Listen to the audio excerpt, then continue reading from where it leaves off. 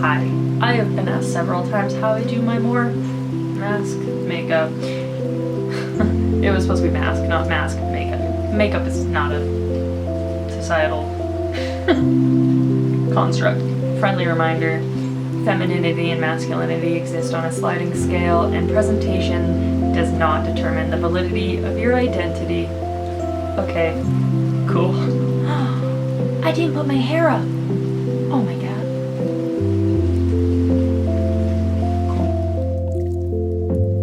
So I'm going to be breaking this tutorial down into 3 sections. The first section is face and jaw contour. Second section is eyes and brows. And our last section is facial hair. To shave or not to shave. The key to quote-unquote masculinizing any face is to broaden the features and create as many vertical or near vertical lines as possible. For my face, the 2 people whose features I try to mimic are Henry Cavill and Tom Hiddleston. I picked them because they both have highly defined faces, and let's be honest, they're both hot and I want to be a hot boy too. Before we get too far into the actual contour, we gotta talk brushes. Brush density and size will drastically change your contour shape and intensity.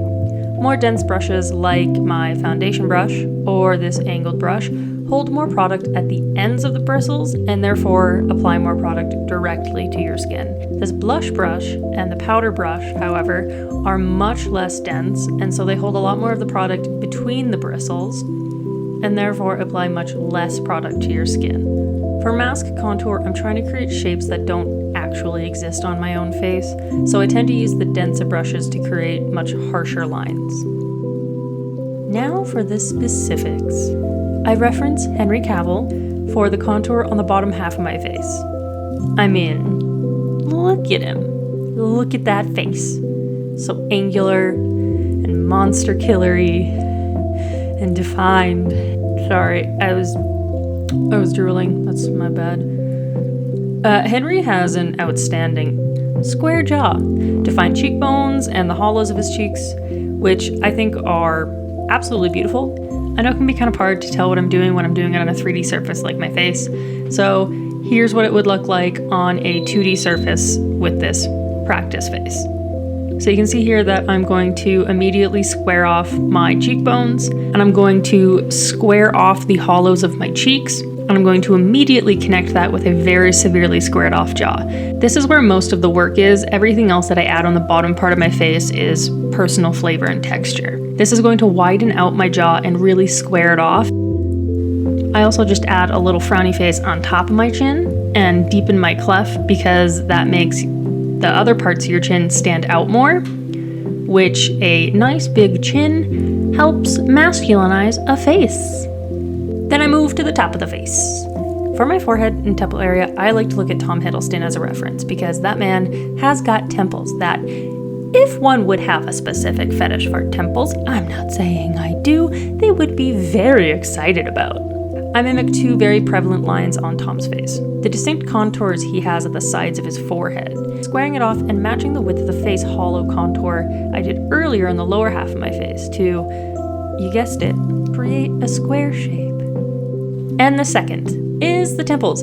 I personally love the way that his temples dip and interact with light as seen in this gif from Kong Skull Island, and I want to copy and paste that onto my face.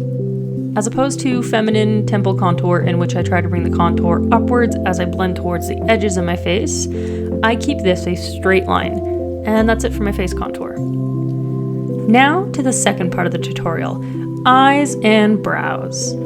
Another key feature to quote-unquote feminine eyes is a higher brow, one that generally allows more space between the tail of the brow and the eye. The first thing I do is darken the inner corner. I draw a triangle starting from the inner corner of my brow, and I go straight down, partially widening and squaring the bridge of my nose as I go. I bring it back up in a harsh straight line that creates this sort of idea that my thick and lustrous brows are casting this dark shadow in my inner corner, and it's all moody and cool. From there, I try to minimize the space between the tail end of my brow and my eye with contour. Eventually, I find myself with a cool brown tone from pretty much my lash line to my brow, and patches of gray and a teeny, I mean tiny amount of black in my crease and at the edges of my eye. I then go back and conceal just the middle of my eyes, blending it out until the center of my lid looks naturally highlighted. For brows, I try to mimic some of my own shape. I straighten it out at the bottom to bring it downwards towards my eye. I tend to keep the top where it is because I find if I try to thicken it at the top of the brow instead of the bottom, it looks less natural and it sits on my face in a way that I don't personally like. But this is all up to you and however you want your brows to sit on your face. To shave or not to shave? That is the character designer's question. I have a handful of facial hair techniques that I use depending on the character. Sometimes I can just stop here and feel good with a good, clean-shaven look, but other times I want to amp up that more masculine feel with some 5 o'clock shadow. And I've used it on a whole lot of looks, from Percy to Rollo to our sweet boys, Zevran and Fenris.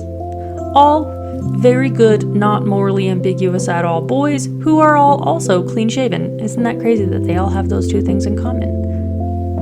I do this by adding some gray eyeshadow and occasionally touching spots up with a tiny dose of black. The trick here is to start off really light-handed and with a less dense brush, so it's not a very harsh line, because taking off too much makeup is so much harder than applying more. For a nice, more realistic stubble look, like, say, Mr. Rick O'Connell, I love to use stipple sponges. They are fabulous for applying fake blood and making it look like a nasty scrape and making just all sorts of rough textures when it comes to the special effects side of things. But today I'm dipping the edge in some liquid lipstick, which I just think dries down and moves with the face very comfortably, and I'm making a beard out of it. I often recommend that you start off the first few times by outlining a beard shape with an eyeliner that matches your skin tone. That way you have more of a guide when you're stippling. It's an awkward shape to work with, and you can often find yourself kind of wandering around your face, and then all of a sudden, with one bad left turn, it's a full neck beard and a cheek beard, and you're like, I wanted mild scruff, what happened? And finally, I actually found this technique on TikTok, and I genuinely cannot remember who I saw do it, but it's super fabulous for that straight line facial hair that all of our favorite reluctant father figures and ex-mafia house husbands have. I simply wet my fan brush until it starts to kind of section off into little clumps, and using that, I dip it in that same liquid lipstick and start from the bottom. It is so important that you start from the bottom of your jaw because you want it to fade upwards, and I just simply flick my wrist upwards. From here, it's honestly all personal preference. I like to switch up my beard techniques with every look because life is too short to do one kind of makeup to paint a beard on your face. I also like adding sideburns to a lot of my mask looks because, you know, squares. And then finally, I accidentally get into a full Aizawa makeup because, I was so close. I just might as well go all the way, you know?